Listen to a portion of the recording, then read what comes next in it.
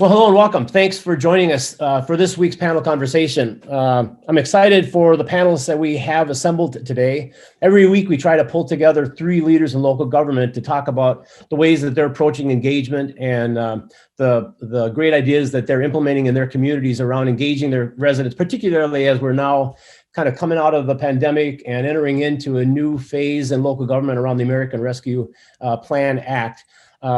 And the idea that we do with these panels is really just to try to gather perspectives and then share them. So the hope is that you will ultimately be able to benefit, pick up a new idea, pick up a new perspective, something that might be applicable in your own communities, in your own environment, that you can implement for the benefit of your organization.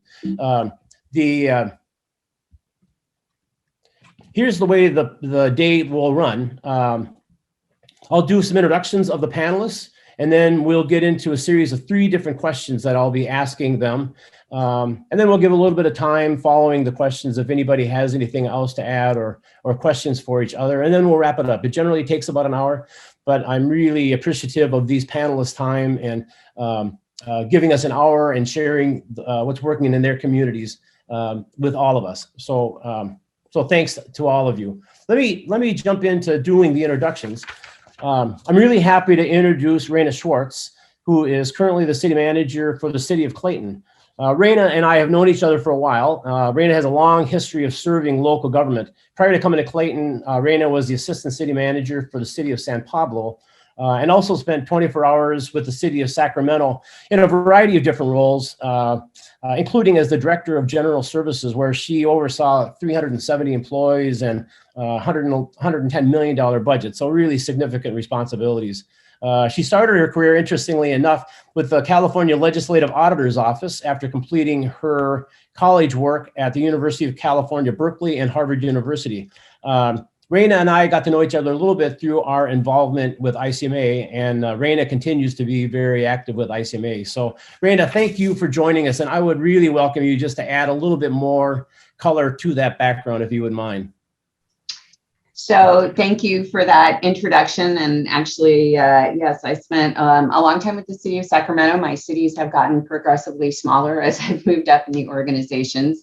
Sacramento has a 500,000 population. Clayton has about 12,000 people. So I have had across the board experience. And I think, as we're talking about engagement today, engagement is one of those things that kind of remains a constant, right? Different challenges, different opportunities, depending on the community we're serving.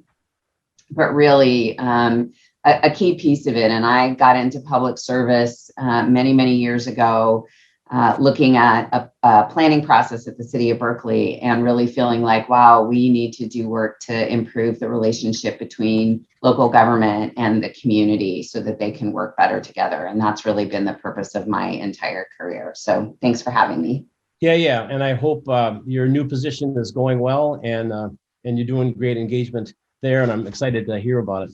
Very happy to introduce our second panelist. Kip Harkness is the deputy city manager in San Jose. Kip is a change agent who has spent his career cultivating talent and working around high building performing teams. In his bio, he talks about from farmers on the edge of the Sahara to technology leaders in Silicon Valley. He does have a really interesting career path. As deputy city manager, he directs the city's innovation program and implementation of San Jose's smart city vision, as well as being involved with the city's emergency management plan, and actually was a co-director of the Emergency Operations Center during the past year in COVID-19, kind of leading the city's efforts. Kip has also worked with PayPal and its global technology area leadership program, and then also had some other roles with San Jose, including the redevelopment agency. During that time, Kip created and led the award-winning Strong Neighborhoods initiative that restructured how departments collaborated with residents. And Kip, I think that activity and that experience will really fit in nicely to this conversation today.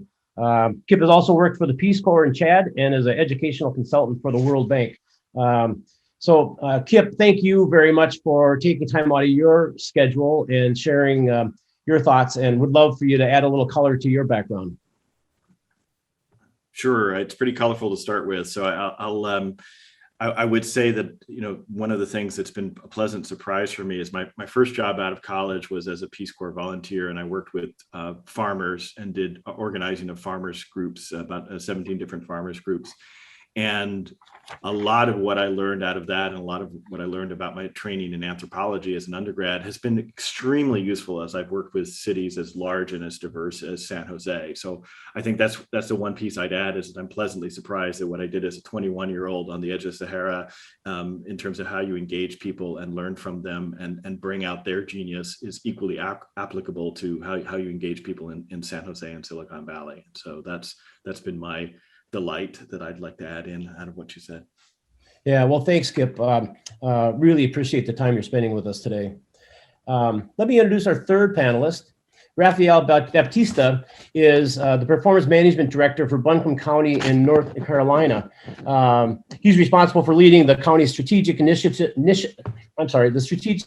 the county's strategy, innovation, performance management, and project management efforts. Prior to his current role, Rafael served in strategic planning, economic development, and performance management roles with the city of Raleigh, Durham County, and the city of Durham. He's designed and managed award-winning innovation and performance management programs, and has been active with ICMA, and actually is a local government management fellow, which I have always been very impressed with folks that have come through that program. One of the interesting things about Rafael, he's a retired Division I soccer referee, and in his free time enjoys exploring Western North Carolina. Rafael, thank you. That's a great career experience, and would love for you to share a little bit more about your background. Yeah, thanks, Matt. Excited to be here. So it's never in my bio, but actually I started my career in politics, running political campaigns. So it was all about engaging with voters. And then I realized I didn't want to spend my life getting someone elected to office. I wanted to spend my life making a difference in the community. So that's the shift to local government. But engagement is near and dear to my heart. Well, I really appreciate you being here as well. So thanks to all of you. Let's jump into the actual topic. The title of today's discussion is Value of Community Engagement under the American Rescue Plan Act. Given the last year plus that communities and organizations have gone through, everybody's lives have been disturbed and disrupted. And what were priorities maybe 2 years ago are not priorities today, just given what has transpired over the last 15 months. And so the challenge is, engagement has always been hard. The traditional ways that local governments have engaged with communities has always been challenging and generally frustrating. And so when you lay on top of the importance of engagement with the pandemic and all of the social unrest and the political divisions that our communities are all struggling with, and everything else that's combining to bring us to where we're today, how do you go about engaging your residents in a meaningful way and an authentic way, and so that residents feel as though they are part of the decision-making process? And so that's the focus of today. It's just been a really disruptive time that we've lived through in all aspects of our life. And even as you look at the communities, you also have the challenges that have happened with organizations, the responsibilities of organizations, especially in California, where I'd be very intrigued if you're still meeting virtually in some of your venues. But it's really just been disruptive in all aspects of our community life. So now, as we're entering into the American Rescue Plan, how are you going about trying to figure out what are the current priorities, what are resident expectations kind of coming out of the pandemic, and how are you going to be able to demonstrate the effective use of the American Rescue Plan resources, especially taking into account the area of resident engagement, business engagement, involving your stakeholders in those decision-making processes that you have in place. So there's three questions that the panelists are all going to be responding to today.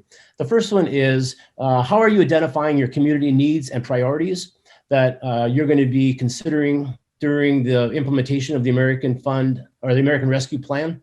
How does resident input help guide the delivery of public services in your communities? And then finally, what are you finding as successful strategies and tools that you're using to help you engage with your residents, as well as tracking performance? And I would be particularly interested and sharing perspectives on how you reach those hard to reach populations. If there's any tips that you can share, it would be great to hear some of that. So if it's okay with you, let's kick into the first question. And Reina, I'd like to kind of start with you, if you don't mind. Reina, can you talk about how you are identifying community needs and priorities that you're going to be addressing under the ARPA program? Sure, thanks. I would love to kick off the conversation. And so I'm relatively new to the city of Clayton, and so trying to figure out kind of what we've done in the past and what's worked. And really, it's almost kind of a split personality. On the one hand, Clayton has a very engaged population. Folks definitely, pipe up when there are issues of interest to them. But the city hasn't really done much in the way of sort of general community engagement. It's been very project specific, very targeted, other than just sort of the typical, 2 or 3 minutes at the council meetings. So in March, I engaged my council in a strategic planning session or some goal setting. And one of the things I talked about was trying to consider whether we wanted to do a community survey and really to try and get at community values. And it's been interesting that the council, I don't think, had really any experience with that kind of a broad survey. And so I think they were reluctant to move forward with that. And so really now what we're trying to do is figure out, okay, well, what are all the modes of communication that we want to use in order to gain this feedback, particularly about the American Rescue Plan funds. And, for us, one of the benefits of the pandemic, if you can call it that, has been that we've seen a lot more engagement using Zoom for meetings. We are still meeting. We will probably meet through September in a virtual city council format. And after that, we will go back to in-person meetings. We're trying to arrange for some level of hybrid because what we find is when people don't have to come, even in a small community where, we're not very far apart, having to come down to a physical meeting at 7 o'clock at night, with their kids and their this, that, and the other is just doesn't bring a lot of people out unless it's something really outrageous. So I think for us, it's really learning how to leverage technology to gain that insight, right? We want to use all the channels we have, whether it's surveys or Zoom meetings or, on a particular project, we're looking at doing kind of a photo submittal, so where people can submit a photo, like this is a thing I think is cool looking, or a project that I saw that I thought was cool looking. We should do something like that. And so really trying to use those different modes to try to bring people into the conversation and not just the kind of traditional, like go to a meeting, do some brainstorming and walk out the door. Do you have does your community have a sense for what their overall community needs are right now as you're going to be using the ARPA resources, or are you still kind of in that process? We're still definitely in that process, and we're in a relatively lucky position in many ways. We didn't suffer because we're property tax based, primarily very relatively small sales tax. We didn't suffer real revenue losses. So we kind of held our own. And so we're really looking more at project types of expenses rather than trying to, plug a hole in our revenues to provide services. So I think it's worth it for us to take our time to figure that out, because we are looking at those, what are those more sort of transformational projects, but trying to get at what those will be. Yeah. Okay. That's great. Thank you. Kip, can you talk about what San Jose is doing in the process of identifying needs that you're going to be considering for the use of the ARPA funds?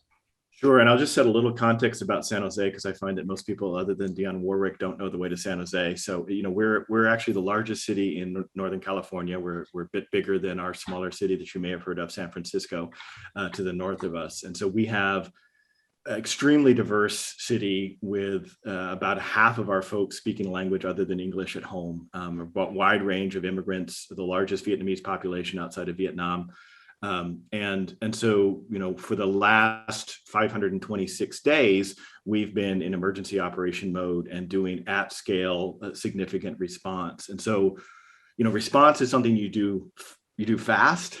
Recovery is something you do with.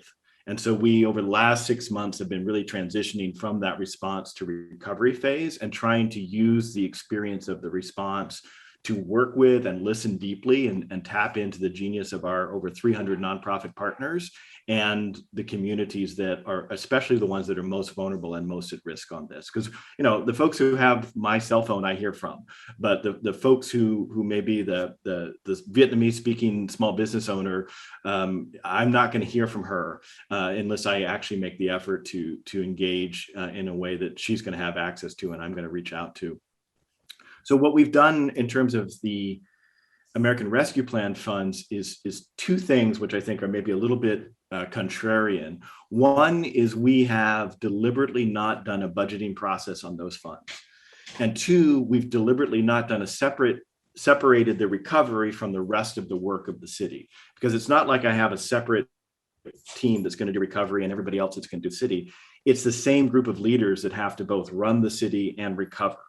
And so what we did with the city council is we took them through a roadmap exercise where we said, look, we could do anything we wanted to in the world, but the biggest restriction is actually not money, it is our leadership capacity, because there's a myriad of interesting things we could do, but there's a vital few that we could do well. What's the vital few? And so we used an agile methodology that we stole from tech in Silicon Valley, and we looked at over 200 things that we had been doing and were doing both during the pandemic and before the pandemic. We stack ranked those based on 4 criteria. And we shortened that and said, out of all these 200 things we can do, based on the prioritizations you've given us in the past and what we've heard from the community, we can do these 40 things. If you want, you can take something. If you want to put something more on this list, you can, but you have to take something off of this list in order to put something back on. And we had 10 hours of council meeting and debate on that, and eventually came to unanimous agreement on 41 items that are now our roadmap for the next 18 months. And each of those items is not a budget, it is an outcome that we're going for with ourselves and partners. And so then what we've done with the ARP funds is we've poured that into the roadmap where there are not other funding sources available. But we've also strategically held it back, because one of the things that I learned when I mentioned my first job was working with farmers on the edge of the desert. They were Arab farmers, and one of the things I learned from them is arif la arif wa hada bida hakim, which means I know that I do not know, and that is the beginning of wisdom. What we've realized is that we actually don't know the shape of the recovery yet. In 3 months, we will know much more about whether this is a truly robust recovery and most people have gone back to work, or whether there are whole sections of people who need to be retooled and reassigned new jobs. And so part of what we want to do is, rather than rush in and fix the problems of now, we want to hold back a little bit, see how the recovery emerges, and also see what our partners are able and willing to do in all sorts of different areas that during the response we just rushed into. So it's actually connecting it with the larger city problems, so that it's not recovery over here, city over here, a shorter list of prioritization to be realistic about what's most important to us, and then a bit of patience to work with our partners and the community to understand the emerging shape of the recovery and not place too many bets too early until we know what's actually happening. Yeah, that's fascinating. Have your community partners, have they integrated into the process very well? Yes, yes and no, right? The emergency operations center model that we've been operating on does a very good job of clarifying kind of a command and control. It's the most crisp you'll ever have in local government. It also does a pretty good job, when you do it right, of pushing down the responsibility to the right levels. So we have, in each of the 18 major branches we had very good community partnerships within those branches. So our food and necessities folks were working with our Second Harvest Food Bank and about 27 other partners, delivered 157 million meals, right? Did a fantastic job. What we haven't done yet, and what we need to do as we shift to recovery, is integrated those 18 boxes together into a more coherent whole. Because you could have a perfect response for food, you could have a perfect response for childcare, a perfect response for rental assistance, but if they're not coordinated across each other, you're going to miss the opportunities to do something really transformative. And so the challenge for us next is to go beyond those sort of individual clusters of collaboration and to create a more unified collective impact approach where we are all at least looking at the same page and pointing toward the same direction. Yeah, it strikes me that the example that you're sharing is a great example for communities to follow in terms of laying out the roadmap, being outcome-based instead of project-based. Both you and Reina have talked about that transformational aspect of it, which I think is such a critical aspect of the overall ARPA approach or program. So thank you, Kip. I really appreciate it.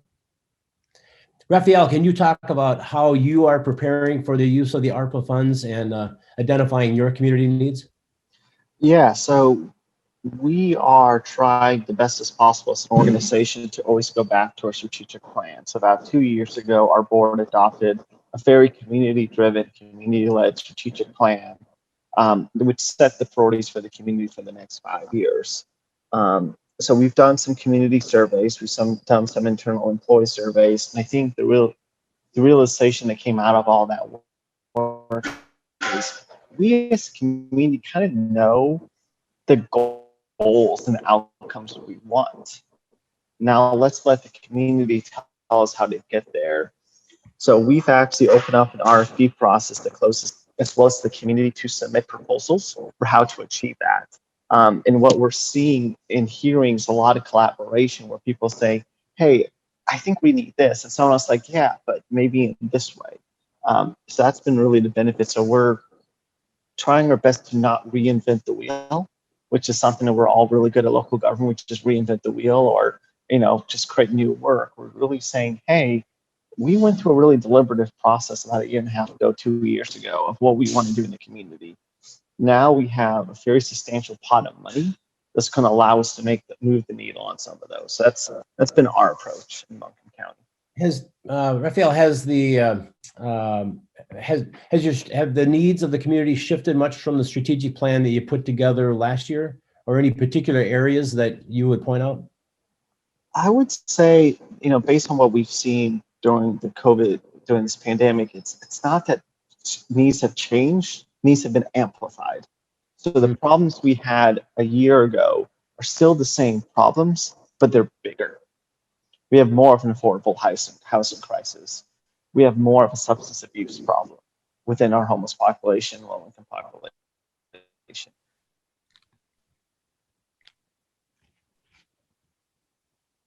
We'll get you back in a second, I'm hoping.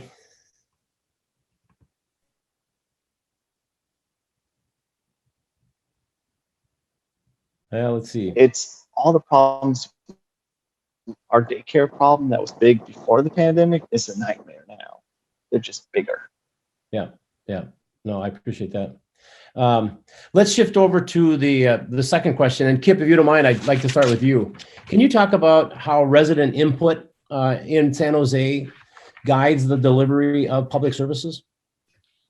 Yeah, I would say, one of the things to think about is what's the nature of the problem or the service that you're working on. And I sort of have a hierarchy or a pyramid of problems and services. And I think of service delivery that's maybe simple, problems that are simple, problems that are complex, and then problems that are wicked, right? And I'm using wicked as a term of art in terms of problems that don't have a technical solution or might have multiple technical solutions, but it's really a values-based one. And so I think there's a distinction on how you want to and need to engage residents depending on the type of problem that you have. If you're solving a simple service problem, really you're dealing with them as customers. And what you're looking for is how to better deliver that service as a better customer service. And so you're looking at things like user experience and journey mapping and focus group research on that customer experience. We've done this with our 311 app and things like potholes and street lights and junk pickup. That's just I want to click a button and I want it done. That's a customer experience. Same thing often with complex problems. But when you get to wicked, that shifts from being a customer to being a citizen, small c, right? I'm not worried about what your paperwork is, but if you're in San Jose, you're a citizen of San Jose. And so that's a values-based engagement decision that's a lot more complicated because we don't know. So some of the things that Rafael was talking about, I could completely resonate with here in San Jose, right? It's like the volume has been turned up on everything. So homeless, that was really big deal. Now it's, now we're on 11 if you're a Spinal Tap fan, and everything is a little more complicated. Homelessness in San Jose is a wicked problem. There's not a technical solution to homelessness.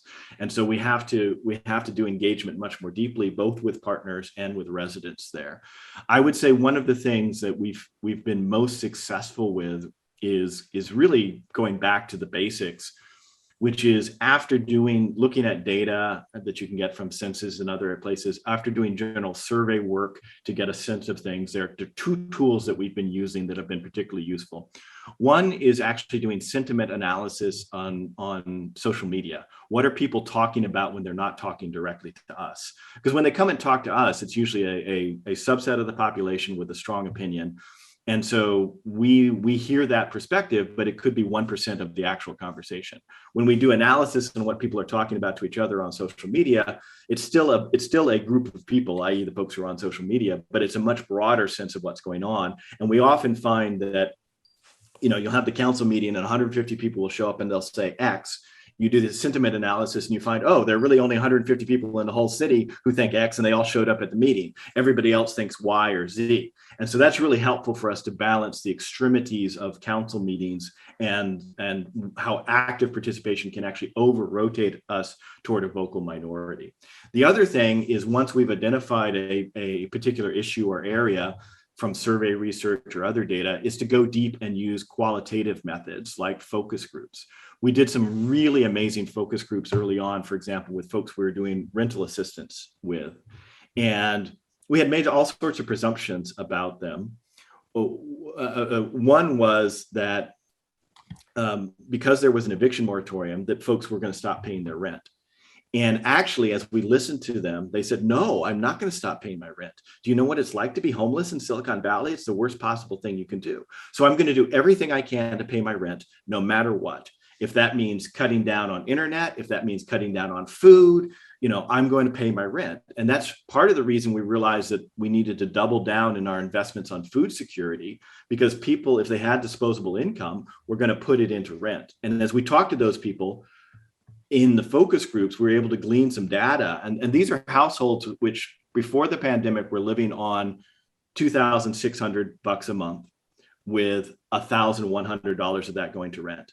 After the pandemic, they were living on $900 a month, with still $1,100 for rent, right? And so that level of nuance and understanding only comes if you deeply listen to people who have that lived experience, and then you can center your work in response to their story, not your story or your version of their story.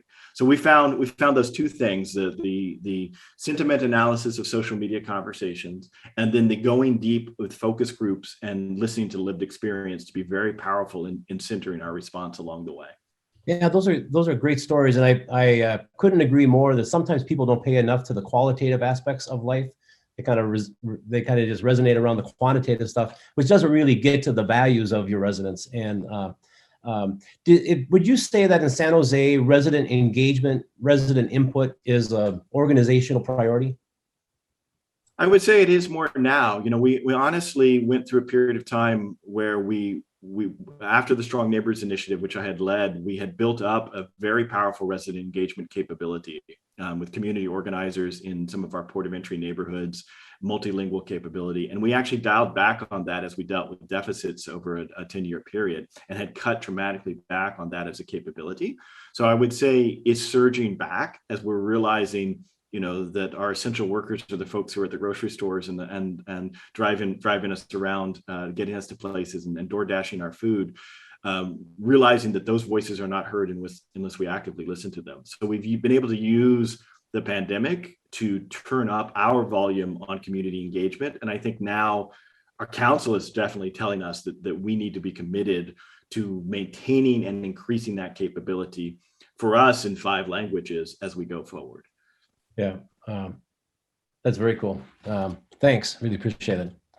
Rafael, can you talk about how resident input helps you in the service delivery approach that you take in the county? Yeah, I mean, we have a relatively robust community engagement team that does a lot of work of going out into our harder to reach communities and directly connecting with them. This last year and a half, equity has been our big focus area. We declared the resolution declaring a crisis of public health, and it's a pandemic, racism, sorry. But with that entailed, what we've done is kind of shifted our engagement efforts to really focus on underrepresented communities and trying to get to them. Because as Kip was saying, there's the people who know how to call you, but they're the ones who get the squeaky wheel gets the grease. What we're trying to do is do a better job of reaching the person who really needs the help, doesn't know how to engage with us. So we've done a lot of that during our COVID response. We've been going to a lot of our Latino community events, working with the consulates and a lot of other community members to try to reach the areas that we don't normally reach. We're doing a better job. Quite frankly, we can do better, and we will do better. But it's interesting. Reina was talking about still being virtual for her council meetings. We're not virtual anymore. Our local state of emergency has expired. So we are doing everything in person again. And we're having the conversation of, well, we're seeing less engagement at our board meetings. We have less people doing public input, so how do we create a hybrid model for our board meetings? That's the next big challenge for us. We actually, through our research, we've actually identified two things. One, that trust in local government actually increased over the last 15 months. And that's, I think, just reflective of how local government has stepped up to the challenge, which happens whenever you get into these kind of situations. And then secondly, participation levels have increased. And so it's interesting for you to share, and it probably not surprising that now that you've gone back into in-person meetings, that would fall off.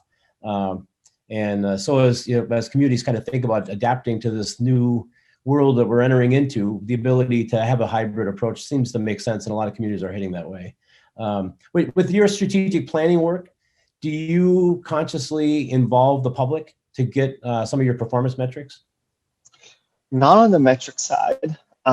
So we actually funny enough, we just adopted an equity plan for the county. And we actually went to the community and asked for help with performance metrics. And the resounding answer we got from them was, that's not our job. That's your job. We tell you the outcome. You figure out how to measure it. And we actually had to go back and do a whole lot of new work. So they very clearly said, no, we pay tax dollars for you to do that. We don't do that work. So I don't know if that was unique to our experience, but I was a little taken aback by it. Yeah, my 30 years of city management experience is probably not going to tell you that that's not all that unique, but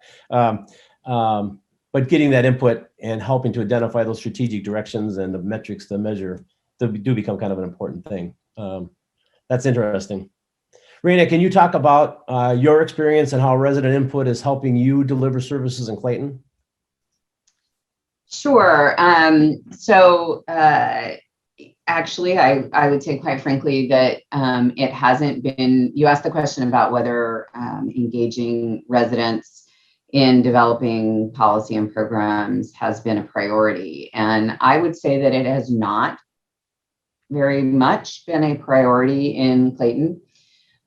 So it's something we are starting to talk about more now.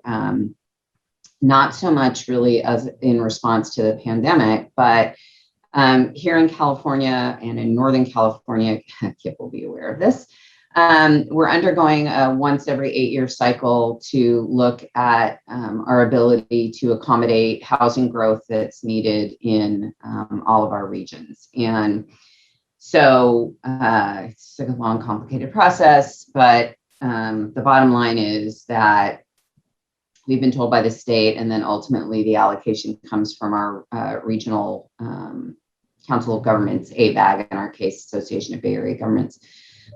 We've been told you have to apply, you have to be able to accommodate a certain number of units over the next, housing units over the next 8 years. This is probably the single most controversial issue in Clayton right now. And the sort of tension between equity, jobs, transportation, housing, quality of life, community culture, et cetera, is really highlighted.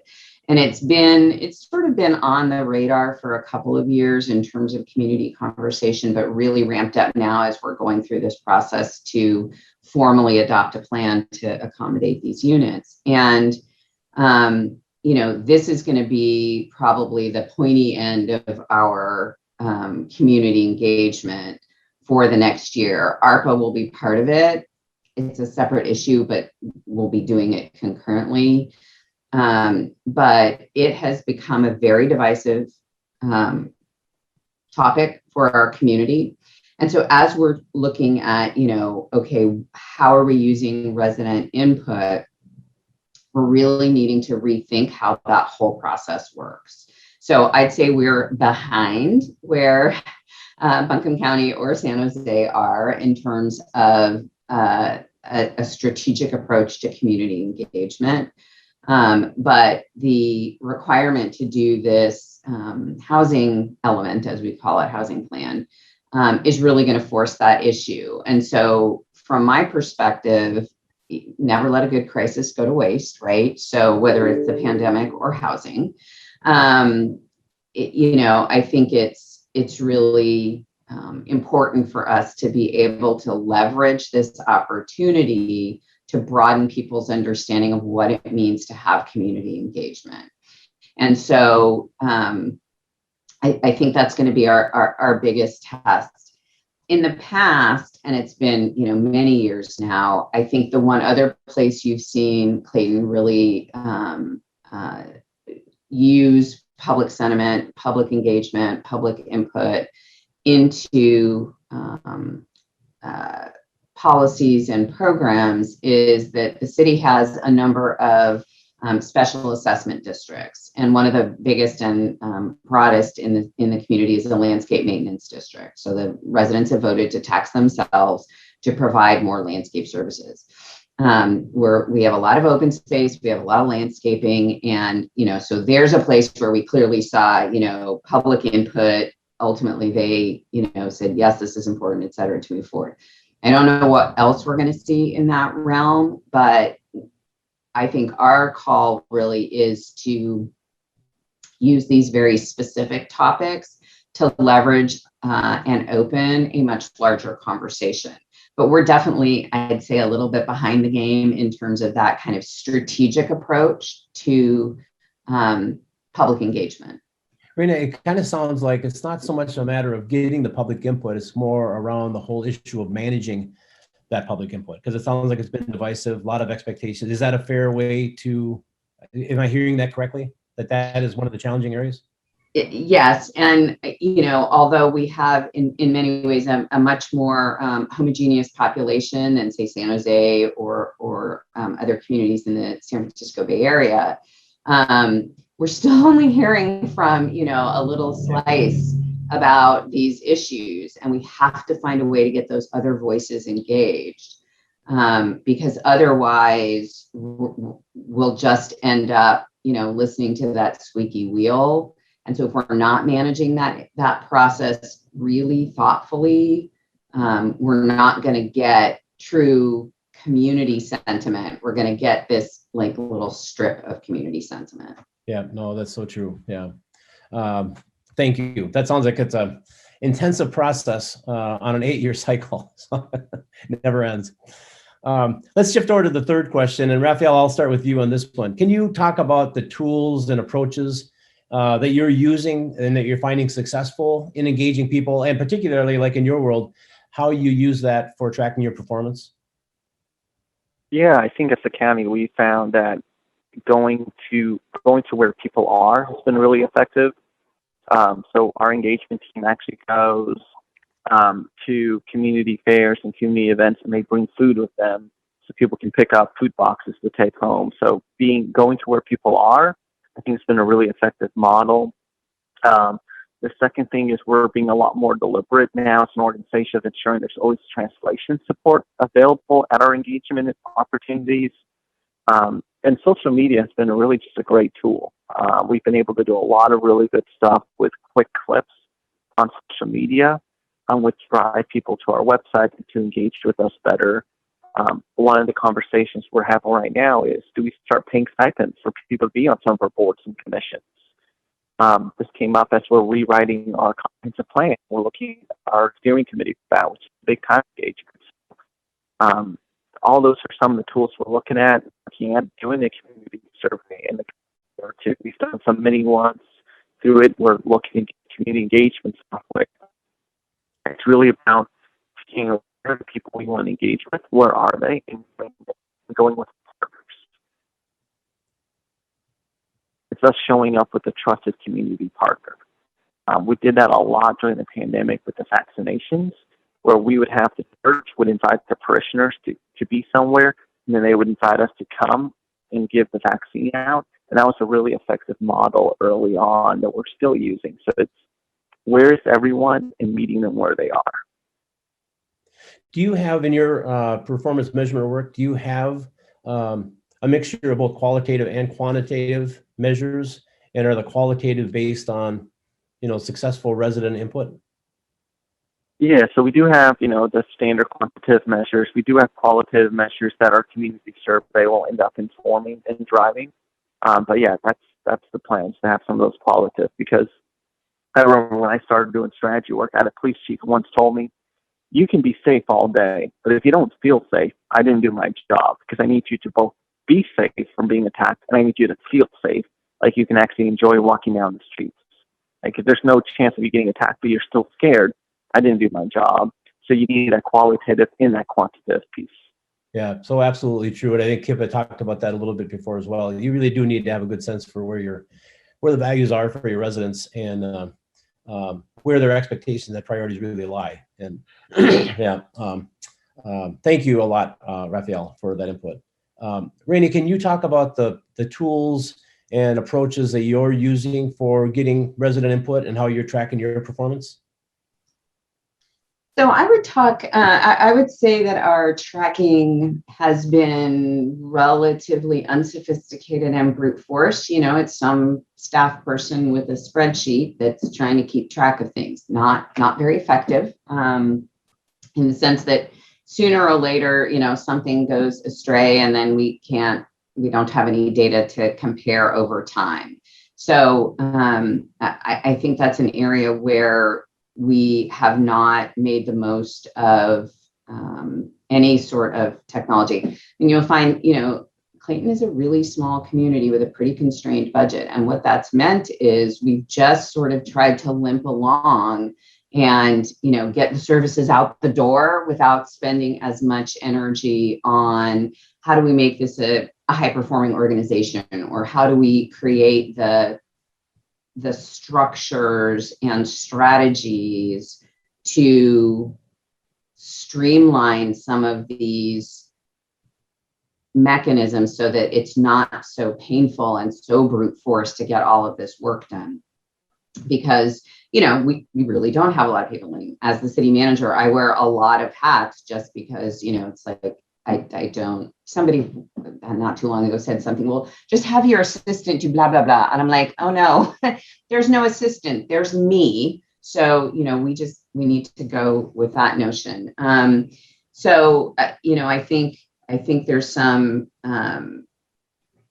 gaps in that area. One of the things that the council in the past, I think, has been very conservative in terms of spending money on technology and spending money on some of these tools. And so my goal has been slowly trying to get them more accustomed to that, because I think if we can leverage more, online technologies to leverage our website better, et cetera, we're going to be able to do more to engage our residents.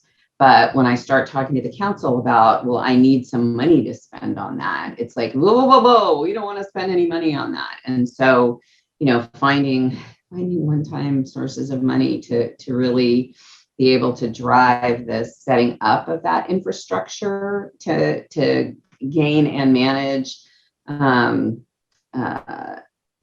resident engagement, et cetera, it is really challenging. There's so many incredible tools out there. And I certainly have my work cut out for me in terms of getting some additional investment going so that we can then use that to improve services. Yeah, Treasury guidance will say that they would strongly encourage you to incorporate some engagement aspect as you start to identify your recovery plans. Have you had conversations at all with your council about the use of any of the ARPA resources for helping you to implement some of these technology solutions? So that is targeted for us in August. We by the skin of our teeth got our budget adopted on June 29th. So that was super exciting. My finance director was in the process of leaving, so it was just really stressful. I have a series of building blocks on financial issues that I'm bringing forward to the council. With the reserves policies first in July, and then ARPA in August, and then a long-term financial planning piece in September or October. So ARPA is going to play a major role in that as a building block. Yeah, and what's so cool about ARPA is, because of the 4-year period or 3 or 4 year period, having the ability to manage, watch the effectiveness of the use of those funds over time, having those metrics in place and the ability to actually quantify that will be really helpful for a lot of communities, I'm hoping, right? So, well, thanks, Reina. I really, really appreciate your perspectives on that. Kip, can you talk about how San Jose is approaching engagement and what tools and strategies that you're finding most successful, and how you kind of monitor your performance? Yes, I would just start off by saying I think what Rafael and Reina said was right on. So I'm just going to try to add in places that they haven't touched, because I think they're the dynamics that they both described we're dealing with as well. I would say in terms of tools, some of the things that we found useful, which shouldn't be a surprise, but perhaps were a bit, are some things like SMS, text. People engaged by text across a deeper variety of socioeconomic levels and cultural levels than you might think. And so, as Rafael was talking about with the vaccination efforts, we were deeply engaged supporting our county as the lead on that, really focusing on the most at-risk communities. And we found mass texting or texting to the appropriate groups or using texting trees that partners had as a very effective turnout and engagement strategy. And so we're going to be using the ARP funds to invest in a range of technologies related to community engagement, including not only one-way texting capability, but two-way texting conversation capability as an example. Similarly, another tool that was very useful is not only translation, but transcreation. So going beyond taking the English statement and literally translating it into Spanish or Vietnamese, and actually creating the messages in the original languages themselves with the nuance and the subtlety and the energy of the language. It's a very different, if you've ever been seen brute translation into English, it's a lot different than creating something beautiful in English itself. Same thing applies in Spanish, Vietnamese, Chinese, etc. So we're spending a lot more effort and energy creating original content within those languages. We've also have some rapid survey capability in multiple languages that we're able to go kind of overnight and do about 3,000 people and get feedback in Spanish or Vietnamese on stuff. That's something we're testing out now. And then the last two kind of techniques, that one is the use of influencers, which Rafael and others have talked about, social media. Nobody really wants to hear from me. I'm an old white guy, right? So we've been actually going to the cool folks in our community and engaging with them, and when they're willing and able, having them in their own words amplify and engage around, especially the vaccine messages and others. And we found tremendous uptake. I mean, viral posts as a result of this with some of our influencers that go way beyond anything that anybody would ever listen to me on a council meeting. And then the last one is old school radio, right? For folks who are working in a kitchen, folks who are driving around and dropping your DoorDash or your Amazon Prime stuff off. You can tell I'm very Silicon Valley. They're more likely to be listening to the radio while they're working than they are engaging in other things. So we found Radio Caliente has got a reach for us that's been great. There's Vietnamese language radio that is really good at hitting those monolingual Vietnamese speakers where they are in their small businesses as they've got the radio on. And so those are some obvious ones that we've relearned. In terms of measures, I would say there are two types of tool sets that we found particularly useful that I think are generally applicable to cities. The first is good old fashioned GIS, geographic information systems. Cities and towns and counties are by definition spatial, and the inequities and the complexities of cities, towns, and counties are almost always spatially as well, right? And so simply having a map set which says, hey, these are the neighborhoods of focus. How are we providing service A, B, and C within the neighborhoods of focus can be extremely helpful. And that neighborhoods of focus might change depending on whether it's a housing issue or whether it's a trash issue. But sometimes you'll find that those neighborhoods are the same. And having a visual data-based way to display that is super powerful. We have now over 800 data sets, which are all on a unified GIS platform, most of which are available to the public, which as we have been going through the pandemic, we can say, okay, where do we want to do the vaccines? Okay, where are people not getting vaccines? And then focus our work on those neighborhoods in a geographic way. Very, very simple tool that almost all cities, counties have, extremely powerful for us in terms of measuring performance. The newfangled one that we stole from Silicon Valley, which I love, and I think it's gold for local government, is an agile framework called OKRs, objectives as measured by key results. And like everything in the Valley, it's a little bit jargony, but it really works. Basically what it does is it says, you know, in a city like ours, we have 25 department heads. And if you've got a problem that's one department, it's probably well run and you can leave it alone. If it requires two departments and they've got a good relationship with each other, which they generally have, you're okay. If it requires three departments to do, God help you, right? So we don't want everything coming up to the city manager to decide. We want to empower people to work together. And we found that OKRs are one of the best formulations for having a cross-departmental or multi-departmental team understand what their objectives are, typically 3 to 5 objectives. And then on a quarterly basis, working together to identify a short list for each objective of 3 to 5 key results, which they're going to commit to 100% to get done. And then when you do a simple traffic light, red, yellow, green on, did you do what you said you were going to do? What's your say-do ratio? And what we found is you do that iteratively on something like vaccinations, you start to learn and improve and hold yourself accountable for getting shots in the arms among the most vulnerable. And that's where we've gotten to, I believe we're the first big city now to hit 85% of our folks have at least one shot in the arm on the vaccination rate. Right. And so that's because we've been doing this methodical along with the county of objectives as measured by key results and holding ourselves tightly accountable on that. So those are the two measurement tools, GIS, because we're all about spatial based, and then OKRs to focus cross-departmental work because the single department doing its job, I don't worry about so much. It's where things cross departmental boundaries where it gets complicated for the city manager types and for delivering customer service to people in the way they expect it to be delivered. Do you, when you're doing your performance metrics and kind of taking a look at your overall performance, given the OKR approach and also just kind of given your very complex and diversified population, do you monitor and share performance metrics with your community on a neighborhood basis, or do you break it down by neighborhood, or how do you share that information to the community? I would say we're not terribly sophisticated on it yet. I mean, we have extensive performance measures in our annual budget, but that's you know who reads the 900-page annual budget. Our auditor's office does a very interesting survey on an annual basis that reports out results. But I don't know that we do a particularly good job at actually connecting it back. We did this in your neighborhood, and that's one of the things I think we're going to have to think about how we build. What we have found, though, is that what we like about the OKRs in particular is that often what we find ourselves doing is we have one set of measures that we report out to community, a different thing that we talk about with council, a different thing that we talk about with the leadership group, and a different thing that you talk about with the actual employees doing the work.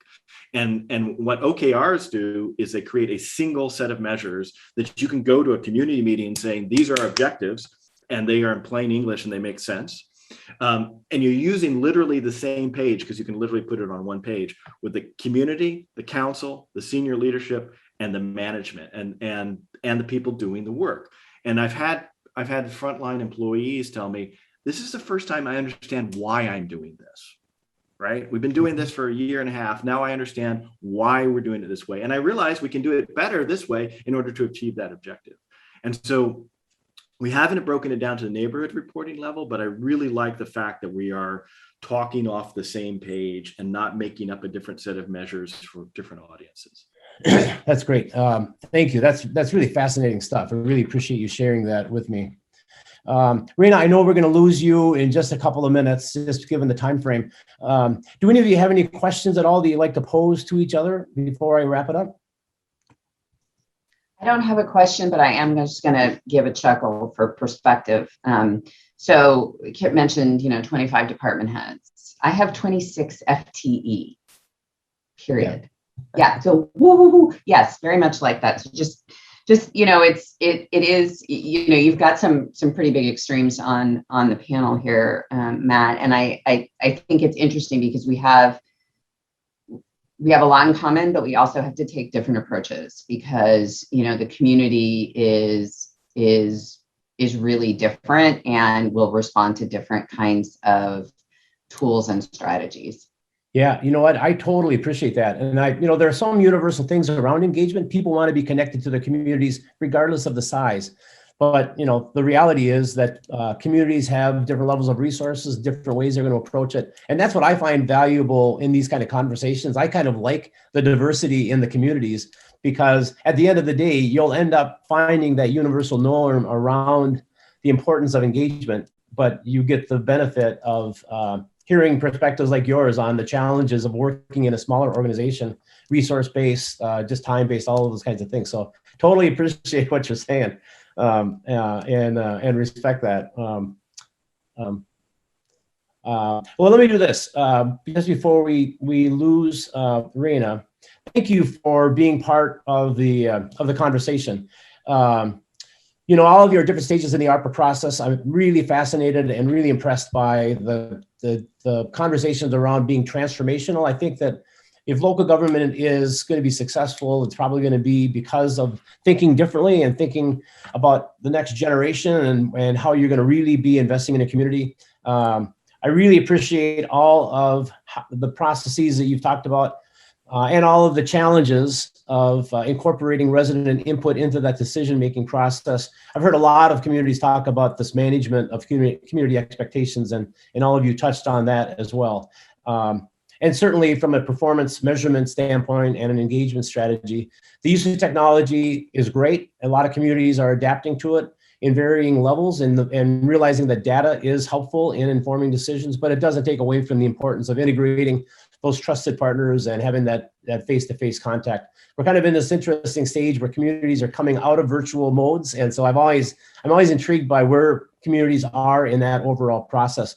But this has been a great conversation. There's a lot of great input that you all share that I think people who have the benefit of seeing these highlight segments will really benefit from. Let me just finish up by thanking all of you for being part of this conversation. I'll send information so you can connect with each other. And I do these conversations every week. And so if there's anybody that you think would be helpful or would be interested in participating, send them my way. I'd love to get them scheduled to gather their thoughts. You'll start seeing these video recordings within another week or so.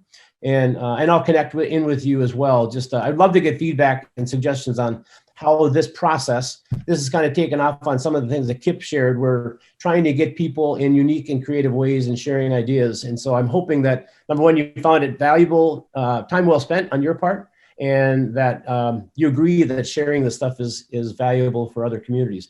So I love these things because I get to meet and see people every week. And so thanks to all of you for giving up your time, some on vacation. Reina, nice seeing you. Thank you so much. Nice to see you. I'm going to sign off, but I look forward to seeing the video.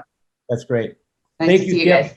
Rafael, thank you so much. Really appreciate it. Matt. This is really great. And I just wanted to send my appreciation to Rafael. I got married in the mountains of Western North Carolina. You've got some beautiful, beautiful God's country up there. And it was literally a coin flip whether we'd be in California. Heads Carolina, tails California, as they say. And we ended up in California. But in terms of beautiful places, I'm glad that they're lucky to have you and have somebody doing the work that you're doing with such care in part of the world that deserves that care. So I hope you are enjoying the mountains as much as I have when I've been there. It's a beautiful place. I love it. Thanks for the kind words, and it's great learning from you and hearing about you. I'm a big believer that we need to learn a little more from the private sector and government. So it's good to hear people talking about it. Good. Great.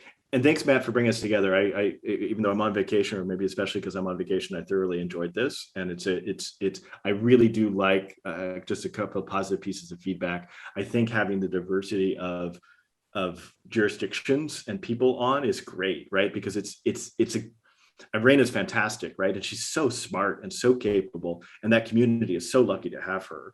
And she's got 26 FTEs to deal with everything that I have to deal with.